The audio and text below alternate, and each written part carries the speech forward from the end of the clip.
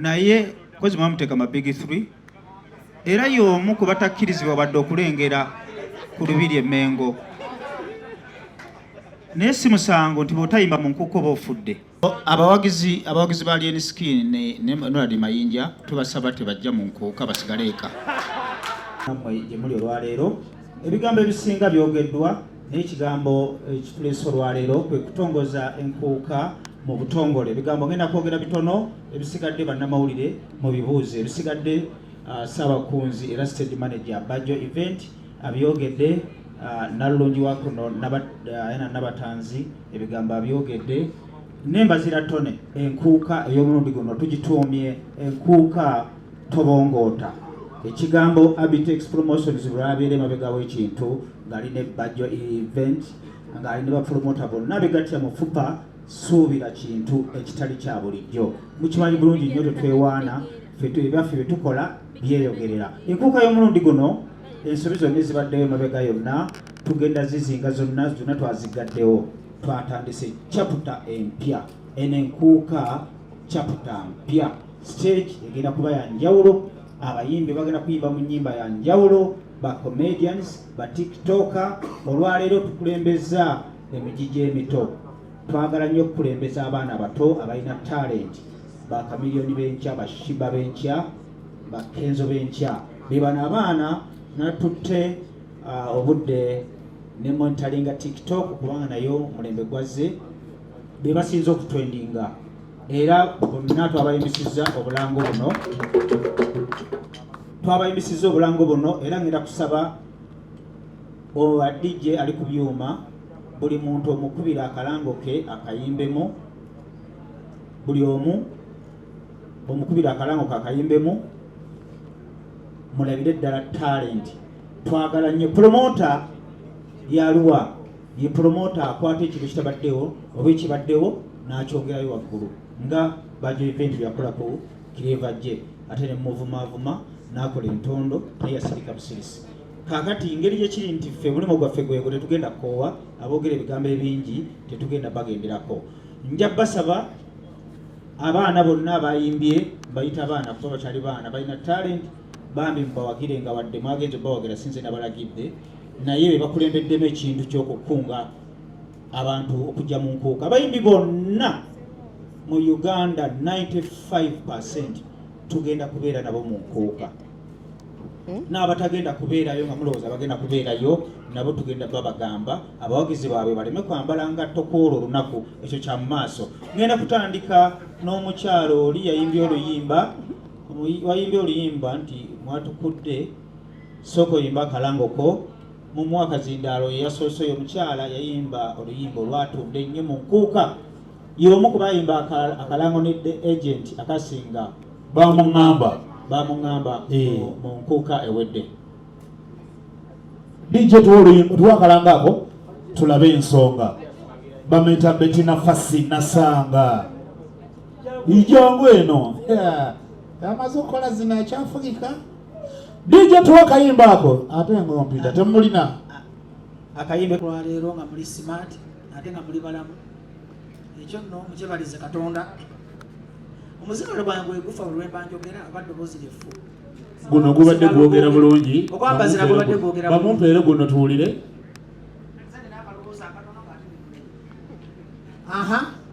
Banyabo ne bassebo mwebale kujja wano mu budde nga muli smart.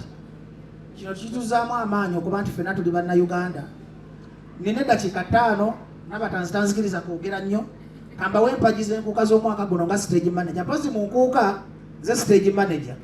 Oba bakuyita Kamiliyoni oba gwe Bill Gates bwe ngamba nti oyimba ssaawa 2 dakiika 2 n'oyisamu akatikitiki tojja.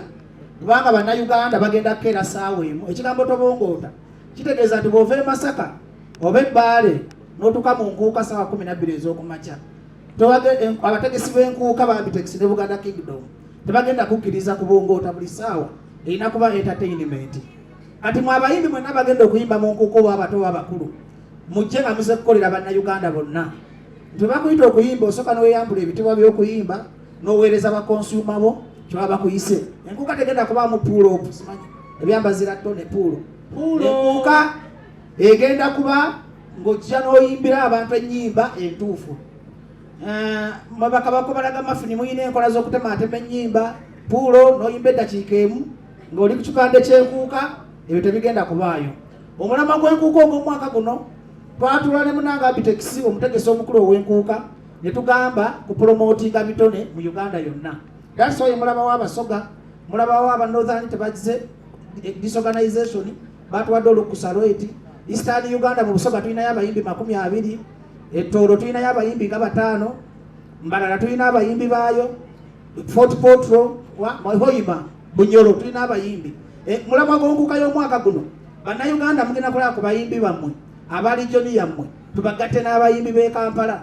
Tukoze ekintu kino okubalaga nti Ssaabasajja Kabaka mugatta bantu n'Abitex promotion ayagala nnyo ebitone ebito. Mulabye abaana bonna abayimba wano bonna basita. Era nsanyuse nnyo okulabanga twateza tugala tujja kukozesa faces abantu bemumanyi. Kati promote bwe bakuyita promoter to promoting akamyuni yakubadde kajji. Promoting acidic vocal oba biswanka omufuule ekyamaanyi. Lwakuba nti abasinga be tupromoting nga muba n'amalala. Waliwo twali tujje mu buloka n'aziddamu waliwo Katonda bye yagana nga mmwe temujja kubeera promoting. Omuntu asobola okusalaga akankujje mu matafaali ng'emizimu gye bamugigamba dda matafaali. Kati mwe abayimbi abali wano si mwe basoose okuyimba kubanga balaba ne babasita bangi ab'enkya wano. Naye bw'ofuuka sitanga kamiliyoni empisa kintu kikulu. Mulaba bangi abakubye hit wiiki 2 ne bavaako. Sigamba nti balina music kuba tebamanyi kuyimba. Beerabira emirandira gyabwe ng'ekyabaleeta. Mujja mwegonza mwena muli wano muli bagonvu. Naye munaku 2 Katonda wa Robert Lota n'abasita musobola mukubira essimu ng'essimu agitekako ssaawa 8. Kati mujje w'amalala bannabwe bagudde lwa busirusiru lwa malala. Si mwe abasoose okuba n'amaloboozi. Si mwe abasoose okuba abaakabi. Kati mu nkuuka tugenda kukulembeza abayimbi ba mpisa. Ate mu nkuuka Ssaabasajja Kabaka n'omutegesi ne stage manager tugenda bawayo international surprise attack gye tajja kwogera wano. Naye gwe buli ajja mu nkuuka suubira surprise gy'olinamu ennyonta ng'eri international. Tuli mu kifumba kulabanga abayimbi abo abali international mumulaba ku mukolo gwa Ssaabasajja kubanga Kabaka yekka yalina license emukkiriza okuyimba mu Uganda mu nsi yonna. Bwenjo kyogera omuteesiteesi omukulu ajja kimalayo. Tulina Uganda security military police batugamba ey'omwaka oguwedde mwafunamu ku buzibu ku security.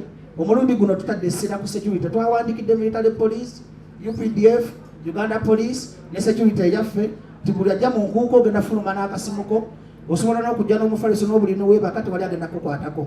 Essira tulitadde ku security. Naye omulundi guno tubeegayiridde tuyonje olubiri lwa Ssaabasajja Kabaka.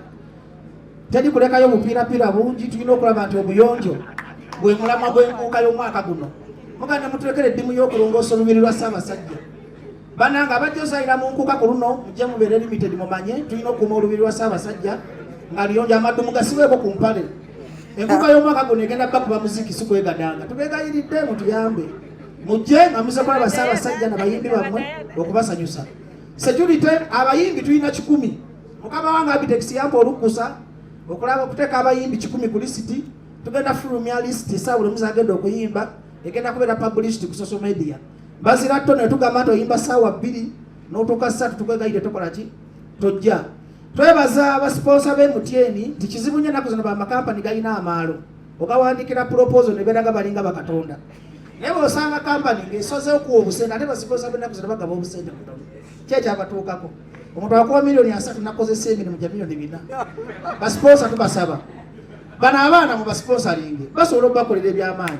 Ekinuma ku basponsa aleka biswanka asobola omukolera mutunda product n'aleeta Didier Drogba n'ateeka Didier Drogba ku billboard naye nga bano biswanka ate asobola omujja mu vale Didier Drogba gyandikwadde ki gyandibawadde. Bwe tubasaba sponsorship tusooke twagale bano abaana abaloko content nti bw'okulaakulanya omwana oyo biswanka MTN credibility eddayingo nti oli Samuel Otto gw'oyagala naye alina ebizibu ebyewaabwe. Kakati nze ngambe MTN omwaka guno ne basamuna bakama baffe mutandika okutundira ttali. Uganda erina talent mu East Africa tewali asinga Uganda bayimbi lwakuba tulina mizimu gya mpisa mbi na bwavu. Naye singa mutuyambako ne tukwataganira wamu okupromotinga abaana bano nze ndowooza tusobola okusimba eggwanga n'okulabanga kontenti waffe akulaakulana. Mumpulira bulungi bakama bange ab'MTN. Naye ate ekizimuli bazibu bakutuukako. Omwana oli aba ne konsati ne Samuna ye waffe ye Samuna tumutuukako ne ssaawa 8. Samuna ye w'omwaka esitesingira omukola ki omufuna naye mmwe mwab'oluzungu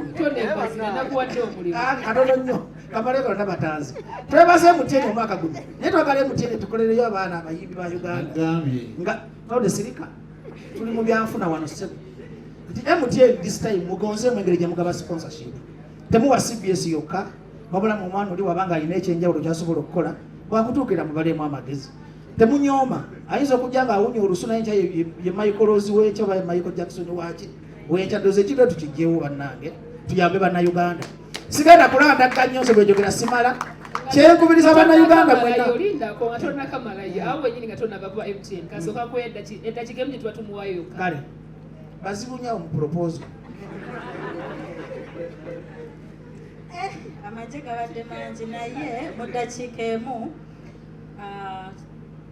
tetupromotinga tetweraga buli yajja MTN ayanirizibwa emirundi mwami Fred Jannonya sirowooza nga n'olunaku lumu ambulwa batulaba ffenna batulaba naye tulina process eyitibwamu okufuna sponsorship ya MTN maybe tujja funa olunaku tugigabane ne ba promoters mukimanye so that muyamba abaana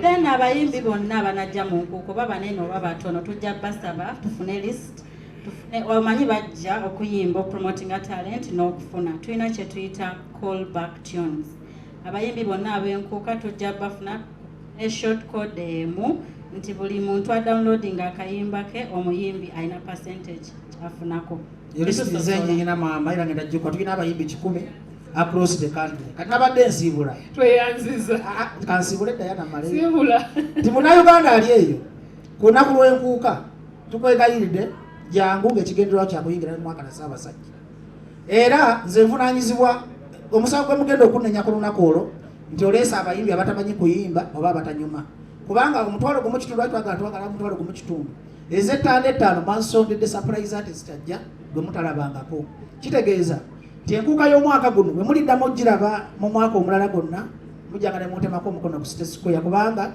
tubategekedde ekyama kye mujja okola mwena kye muyayaanira nga kibasanyusa n'okubayingiza omwaka era MTN mwabafunye omukisa okubeera ku nkuuka y'abapromota kubanga sagala owakane wano mu Uganda bw'owuliranga erinnya Abitex n'ebbanyo nga liri emabega w'ekintu omanya ne Bill Gates tusobola omuleeta n'omugosa kye twagala kale mwena mbasaba mwekuuma enziku ne siriimu mwambale obupiira oba mukebeze tubagala mu nkuuka nga muli balamu twagala eggwanga ery'abaana abavubuka nga mmwe nga mumanyi abayimbi omukolayo buhiiti mufuna amala abakazi babagwira Robert Lota olunaku asobola okusiivinga abakazi nga 10 abo abakazi baagala ssente gwekola ssente ogaggawale ojja kwerobozaamu ng'oli mulamu by the way laavu kitegeeza ssente kati gwe omuyimbi tobeera disorganized n'abakazi togwa mu laavu sooka onoonye ssente ogaggawale noboona bamubi nga nze abakazi bajja kukayanira beera focused kulaba ng'ofuna future na ssente buli okodde mu byokwegaddanga kuba bibajjako nnyo ku mulamwa ebyange byebyo bajjo gyebale akazindale kokako Diana n'abatanzi eyanziza nyo neyanzi owebala obufunze ebibuuzo bigenda kujja mu maaso kawo nsigazaayo omuntu omu yekka ekatumaneginga obudde buneno naye ono taleetebwa just byampwapwapuwa alina okuleetebwa maanyi ag'enjawulo mwetegese tumuleete gwendeja nti bwa tabbu kakati yabalina okuleeta omwogezi adago